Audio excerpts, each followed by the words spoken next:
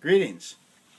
I'm honored that you are considering me for the position of Executive Director for the Council for Resource Development.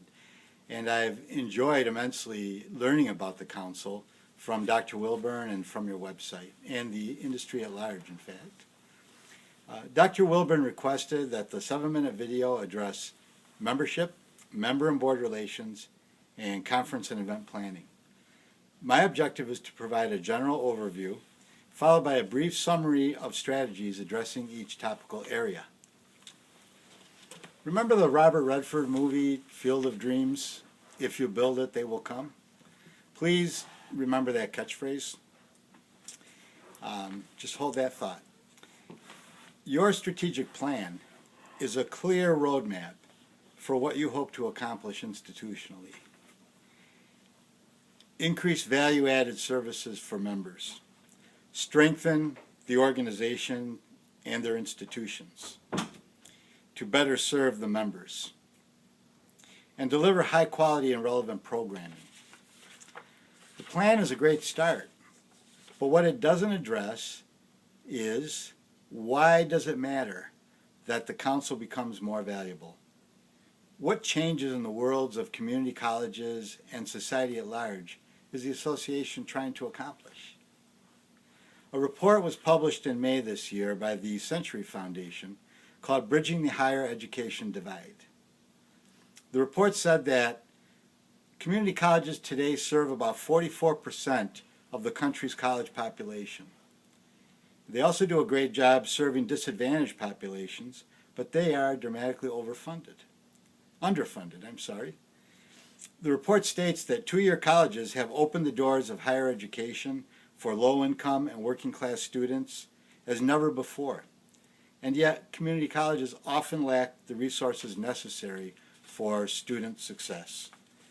The very next month, the American Association of Community Colleges reported that community colleges are beginning to partner more than ever with our nation's 28 million small businesses to ensure that they are meeting their diverse training needs. That is great for small businesses, it's great for the community colleges, and great for the United States. That also means there will be increasing opportunities for small businesses to support community colleges and opportunities for the council to develop best practices in those areas. Obviously, the council has important work to do by building the capacity of its members to generate the funding needed to support their colleges. A study by CASE, the Council for Advancement and Support of Education, compared perception gaps between community college development directors and their CEOs. The development directors feel that more emphasis should be placed on fundraising by the CEO than the CEO realizes. Directors also want to see a greater involvement by their CEOs and their boards in the development process.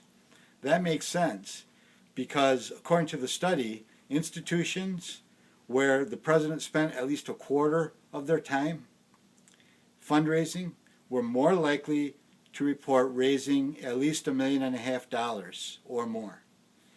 And while almost half of the CEOs believe they spend enough time on fundraising, most development officers will disagree.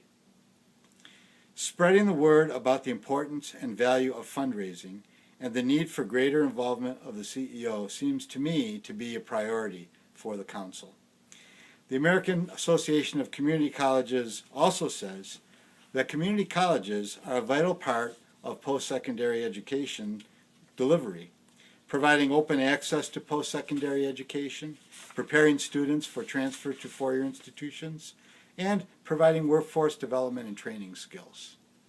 As globalization continues to drive changes in our economy, the need for an educated workforce is growing. Most new jobs that will be created in 2014 will require at least some post-secondary education. In addition, the demographics of the workforce, as you all know, are changing. As a result, employers are increasingly having to rely on the very people who currently are the least likely to complete their education. Community colleges are often the access point for education locally and a catalyst for economic development. Without community colleges, millions of students and adult learners cannot access the education they need to prepare for the workplace or advanced education. If you build it, they will come. The new member database, the online journal, the outstanding lineup of educational opportunities all lay the foundation for the Council's growth and achievement. Building on the Council's record of success will not only retain members, but also attract new members. I'd like to serve you by making sure that the programs and operations of the organization are efficiently managed and synchronized with today's trends in fund development to provide outstanding support for members in their quest to develop funding for their institutions.